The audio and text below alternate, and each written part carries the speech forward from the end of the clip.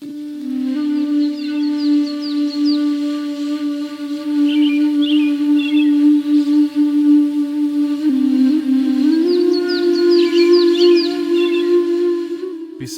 in the name of God, is the start of all good things, so we shall start with it.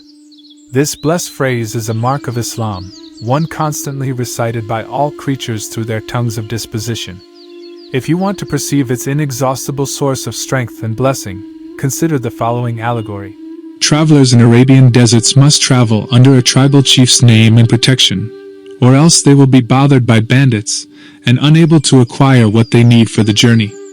Two people, one humble and the other arrogant, set out on a journey.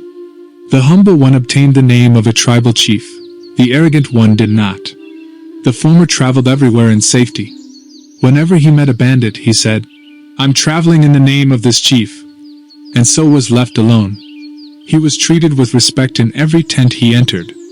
In contrast, the arrogant one suffered disaster and constant fear, for he had to struggle and beg for every need. He became base and vile. O arrogant soul!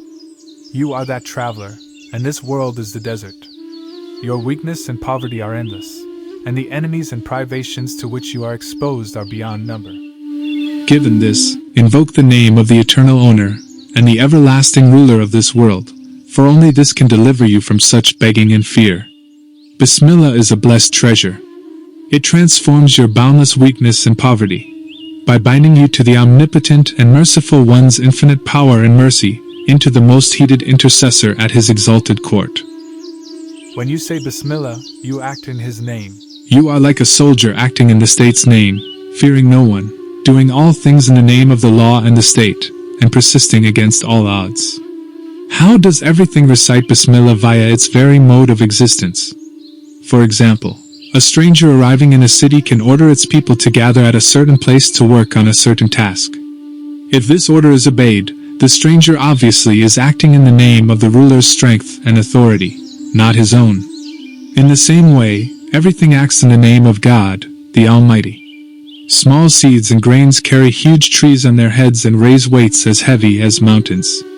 Each tree says Bismillah and, filling its hands with fruit from mercy's treasury, offers them to us on a tray. Each garden, a cooking pot from the divine power's kitchen where countless varieties of delicious foods are prepared, says Bismillah. All blessed animals, example, cows, camels, sheep, and goats, say Bismillah and become fountains of milk from mercy's abundance. They offer us, in the provider's name, a most delicate and pure food like the water of life. Every plant and blade of grass, every root and stem, says Bismillah. All plant, tree, and grass roots and fibers soft as silk, say Bismillah and pierce hard stones and soil. Mentioning his name, the name of the merciful, subjects everything to them. A tree's branches spread in the sky, and its roots spread unhindered among stones and soil. It generates underground spontaneously, and its delicate green leaves hold moisture despite intense heat. These realities vex the naturalist. It jabs a finger into the naturalist's unseeing eye and says, "You put so much trust in the power of hardness and heat, yet they obey the divine command." That is why each soft fiber of the plant's roots, like Moses' staff, obeys. And we said, "O Moses, strike the rock with your staff." Every delicate, paper-thin leaf, like one of Abraham's limbs, recites, "O fire, be coolness and peace in defiance of the intense heat." All things inwardly say Bismillah and deliver God's bounties to us in his name.